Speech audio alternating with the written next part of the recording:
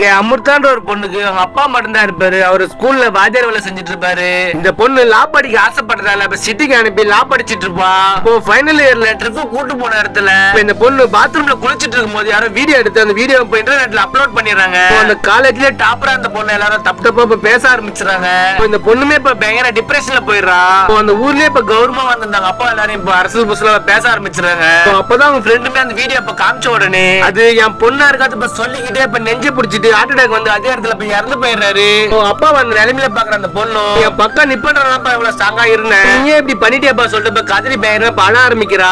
அப்பா இறந்தத பொண்ணால இப்ப ஏத்துக்கவே முடியல. அதனால காலேஜோட பில்டிங் மேல இருந்து விழுந்து இப்ப இறந்து போயிடுறா. அந்த பொண்ணு வீடியோ யார் எடுத்திருப்பான்னு சொல்லிட்டு விசாரிச்சதுல கடைசியில பார்த்தா கூடவே இருந்தாங்க ஃப்ரெண்டு தான் அந்த வேலையை இப்ப பாத்துருப்பா. ஆக்சுவலா அந்த பொண்ணு கிடைக்கிற ஸ்காலர்ஷிப் இப்போ அமிர்தா கிடைச்சிருக்கும். அந்த பொண்ணு ஒன் சைடு லவ் பண்ணிருந்தேன், நந்துல ஒரு பையனும் அமிர்தாவை தான் லவ் பண்ணிட்டு இருப்பான். இதனால அமிர்தா மேல பொறாமப்பட்டுதான் பாத்ரூம்ல அமிர்தா வரதுக்கு முன்னாடி இப்ப போனை வச்சு வீடியோவை இன்டர்நெட்ல அப்லோட் பண்ணிருப்பா. கடைசியில அமிர்தா பேய வந்து அந்த பொண்ணையும் இப்ப பழி வாங்கிடுவா.